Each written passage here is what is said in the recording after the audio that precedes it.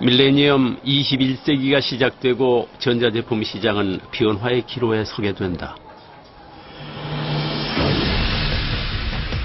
1963년 흑백 브라운관 생산을 시작으로 PDP 화면 생산에 박차를 가하던 삼성 SDI 역시 그 기로에 서게 된다. 노트북, 휴대폰 등 전자제품의 수요가 급증하며 세계 시장이 빠르게 변해가자 삼성 SDI는 친환경 산업인 2차 전지 사업에 관심을 갖게 된다. 2차 전지는 이동이 편리한 여러 전자제품의 배터리로 사용된다. 평면 디스플레이 사업 진입 당시 브라운관 사업은 내리막길이었습니다. 당시 세계적인 추세는 친환경이 대세였고 따라서 친환경과 맞물려 있던 전지 사업을 시작하게 되는 계기가 되었습니다. 2차 전지인 리튬 이온 전지는 이산화탄소의 발생이 적은 친환경 제품이다.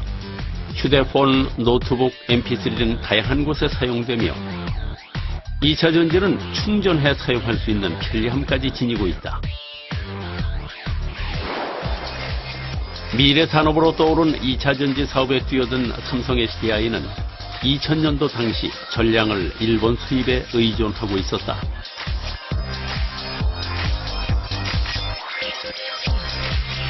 하지만 급속히 늘어나는 전자제품 수량에 맞추기에는 수입에 한계가 있었다.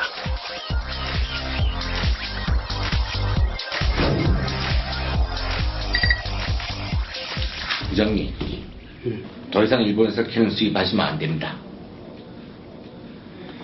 가격이 너무 비싸고 언제까지 일본에 의존해 전량을 수입할 수는 없습니다.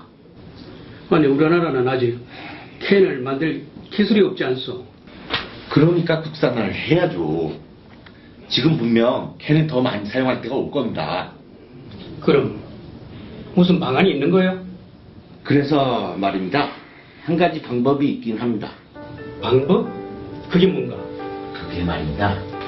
저희 전지를 처음 이제 할 때 일본에서 이제 수입이 왔죠. 원형K는 IMK라는 곳에서 했고, 그때 당시에 이제 결국은 저희들 물량 변동이 되는 부분이나 저희들 품질에 일본 사람들이 제대로 대응을 못했어요. 납기적인 문제나 품질적인 부분에. 그래서 2000년대 초에 저희들이 국산화를 해야겠다. 이것이 각형 캔의 도면입니다. 그래.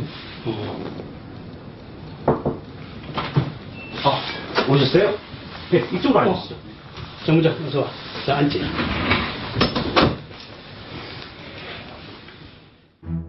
상신 EDP는 삼성 SDI가 생산하는 흑백 브라운관의 부품을 생산 납품하는 협력업체였다. 하지만 상신 EDP 역시 브라운관 시장의 내리막길로 인해 사업의 전환점을 찾고 있던 중이었다. 부장님, 그러면 안 돼요. 브라운관 부품만 만들다가는 우리 회사 정말 망해요. 그러게 다른 일을 찾긴 찾아야 되는데 다른 걸 찾을 수도 없고 큰일이네. 상신의 고민이 점점 깊어가고 있던 어느 날, 상신에서 캔을 국산하는 데 참여하는 게 어때?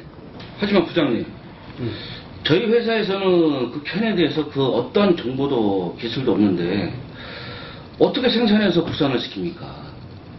이번에 성공하면 상신이 클 수 있는 좋은 기회야. 전 부장님, 이게 도면인데 보시고 한번 시도해 보시죠. 전부장, 최대한 협조할 테니 한번 해봐. 상신은 삼성 SDI로부터 2차 전지 캔을 만들어보자는 제안을 받는다. 캔은 2차 전지의 몸체로 여러 요소들을 담는 일종의 통 역할을 하게 된다. 2000년 당시 국내에는 2차 전지를 생산할 수 있는 금형의 핵심 기술인 딥 드로잉이라는 기술이 없었다. 딥 드로잉은 얇은 판을 사각형으로 만들어서 깊이가 깊은 캔 제품을 만드는 기술로 캔을 만드는 데 중요한 기술이다. 선진 기술은 부족했지만 삼성 SDI는 나름의 기술력을 성신에게 전수하면서 캔 생산에 돌입했다. 삼성 SDI와 성신은 캔 제작의 기술적 한계에 직접 부딪히면서 생산을 시도했다. 성신은 삼성 SDI의 기술 지원은 물론 인력과 자금 지원으로 드디어 첫 각형 캔을 생산하게 된다. 개발에는 혼자서는 불가능하죠. 물론 그 개발 과정의 설계 제품도의 어떤 설계 과정의 제품도가 우리와 맞지 않는 그런 경우에 있을 때 또 SD 설계 개발 담당자와 협의, 그다음에 금형을 갖고 공했을 때 피치 못할 어떤 오차가 생겼을 때 그걸 또 수정하는 문제, 제품에서 또 치수를 수정하는 문제 등은 항상 끊임없이 서로 미팅하고 협력하고 하면서 하나의 제품이 만들어진다고 보시면 될 것 같습니다.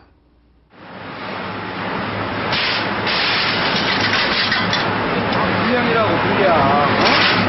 이거 우리 금형에 이거 문제가 있는 거 아니야 이거? 금형을 또 바꿔요?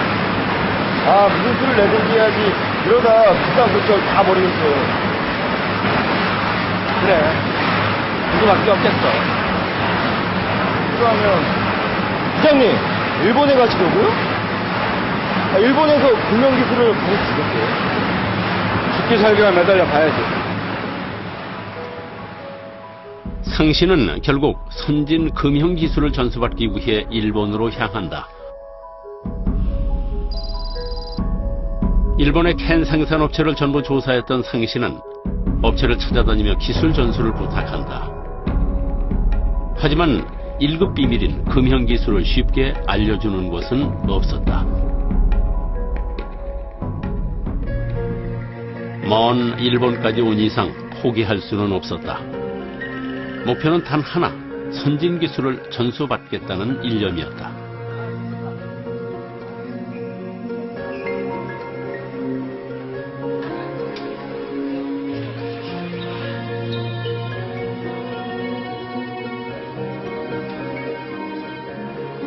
성신은 한국인 특유의 끈기와 인간적인 모습으로 다가가며 진심 어린 도움을 요청했다.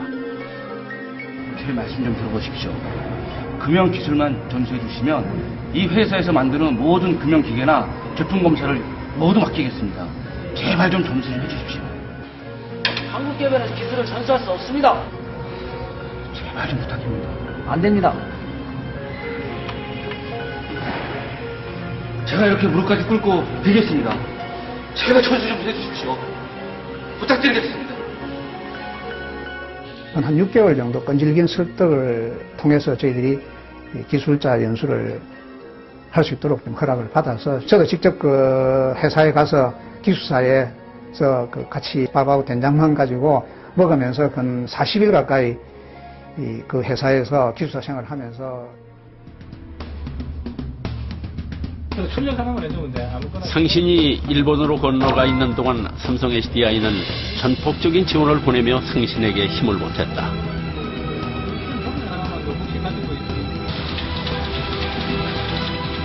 당시 삼성 SDI는 주문이 빠르게 늘어나면서 국산화가 더욱 시급한 과제로 떠올랐다.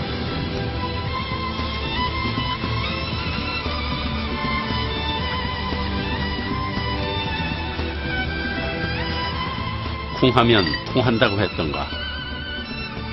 무릎까지 꿇어야 했던 성신에게 마침내 기회가 찾아온다.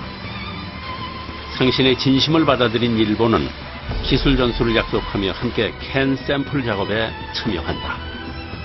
성신은 일본으로부터 기술 전수를 받기 위해 온 힘을 쏟아붓기 시작했다. 그리고 마침내 캔 개발이 눈앞으로 다가온다. 일본의 기술을 전수받아 처음으로 만든 캔. 간절히 원하고 또 원했던 캔 생산은 그렇게 눈앞의 현실로 이루어졌다. 꿈에 그리던 성공, 마침내 기술 전수를 통한 첫 샘플이 나온 것이다. 한국으로 돌아온 성신은 처음으로 순수 국내 기술로 캔을 생산해냈다. 하지만 캔을 만드는 기술보다 더 중요한 또 한 가지가 남아있었으니 바로 안전성이었다. 2차 전지는 열을 받거나 충격을 가하면 폭발한다. 폭발은 인명사고와 직결되기 때문에 캔의 안전은 생명과도 같다. 이것이 사람의 생명을 지키는 생명선이다. 2차 전지 리튬이온 배터리는 열을 받거나 이물이 들어가거나 충방전하는 과정에서 조건이 맞지 않으면 폭발을 하게 됩니다. 폭발하면 인명사고라든지 위험하니까 압력이 차지면은 그 안전변이 터지면서 압을 빼서 폭발하는 걸 방지해주는 그런 역할이 1단계에 저희들이 캔에서 하고 있습니다. 삼성 SDI의 노하우와 성신의 노력이 만들어낸 캔의 국산화. 이게 바로 그 캔이군요. 만족스럽습니다. 진짜요?